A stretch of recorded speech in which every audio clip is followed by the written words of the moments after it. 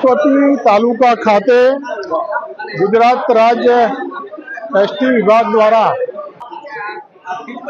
નવીન ST બસનું લોકાર્પણ કરવામાં આવ્યું।